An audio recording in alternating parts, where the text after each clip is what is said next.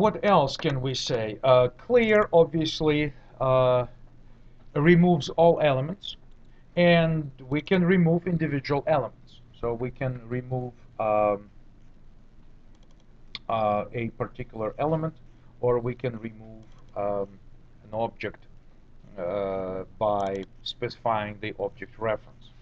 Let's take advantage of this and try to experiment. So let's modify our sample somewhat.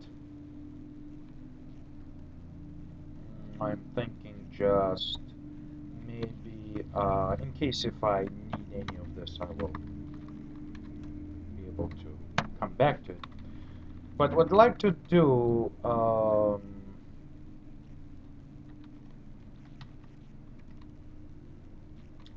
add maybe a space and another string, something like 1, 2, 3, 4, 5. Okay, so I'm just populating my array list with some data. So array like index should be 2 and 3 in those two cases. Now, what would be interesting to try, and I think it's great potential for our debugging. Here's my demo list.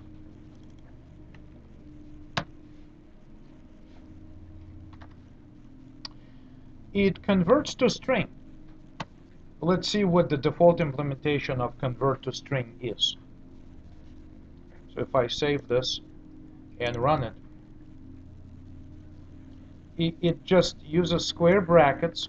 Let me increase the size of this. Right? So as you can see, this is my array.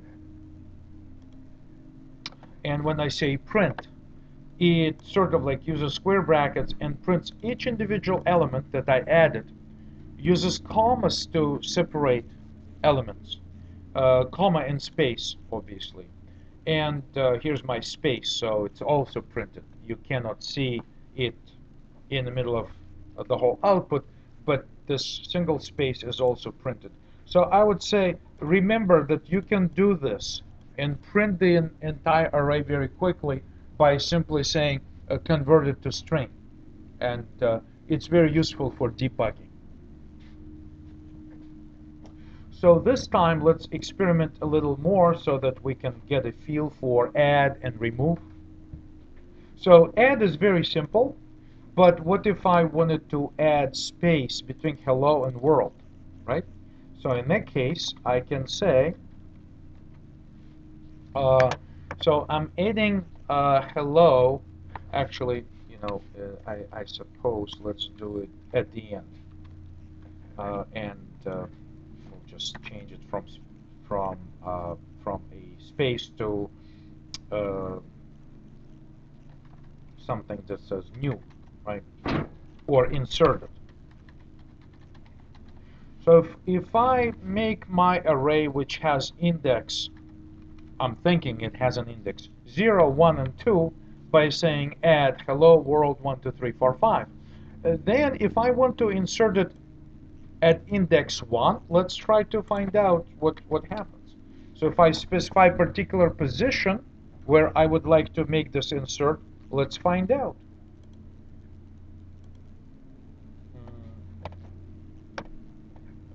What is it not happy about?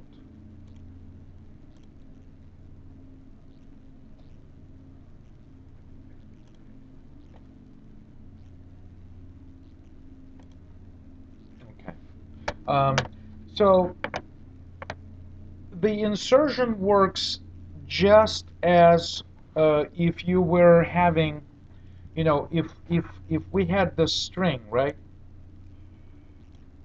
If we had this string somewhere here, it's good to remember that if we had this string and inserted wasn't part of it, which was the original case with just these 3 added. This was the case. Hello world 1, 2, 3, 4, 5. This was my array list, the content of my array list. So when I said go to and of course the indices here again are 0, 1, and 2. These are numeric, order index or of each element so far. So if I wanted to do something like this and say use index 1, which points to this element, and insert something, another piece of text, then what happens is that it could have inserted it here, right? Or it could have inserted it here. So I prefer to remember where the insertion takes place is exactly if I wanted to type it, right? If I'm typing at this position, everything here gets pushed to the right. So that's exactly what happens.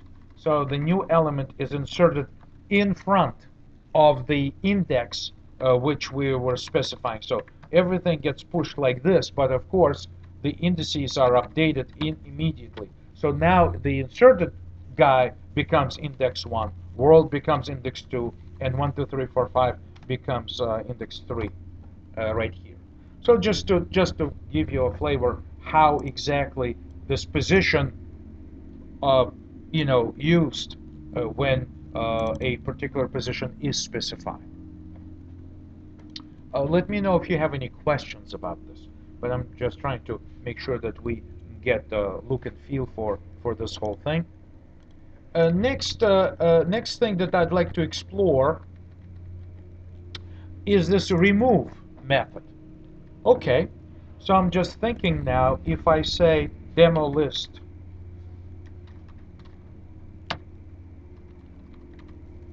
spell it right, remove something. What I could do, I could remove, um, let's see, I could just go ahead and remove index, um, let me see, 1, 2, so now we have this 0, 1, 2, and 3. So if I remove world, I could remove something that says index 2, okay? Just see what happens.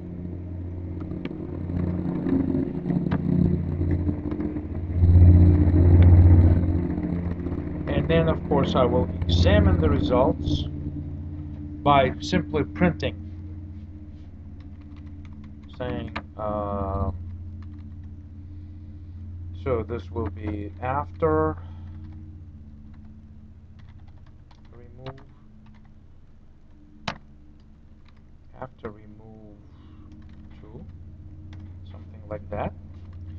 And over here,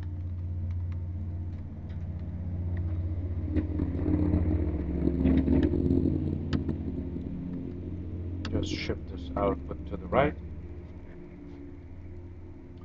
Let's see what it does. So after remove 2, what is printed is the world is gone, right? Because it had index 2. As we can observe in our output, it had, those windows do a lot of jumps on me here. So, so this was expected, right? This was expected. We know that world element was string number 2, counting from 0, and so it got removed, eliminated from the list. But let's try an alternative thing, which would be to say string hello equals hello.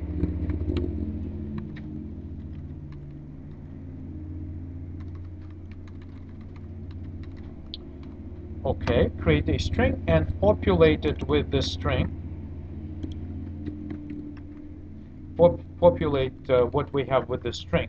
But this time I have an object named hello, and it's a string. Okay, so I know it's a string named hello. So the string is already created, and when I add it to my array, I will be expecting that my array list will be smart enough not to make a copy of this hello string, but actually remember the reference of the string which I have already created. the string already exists. So, it's named. So I have this reference. I now let my array list also have a reference to the string hello.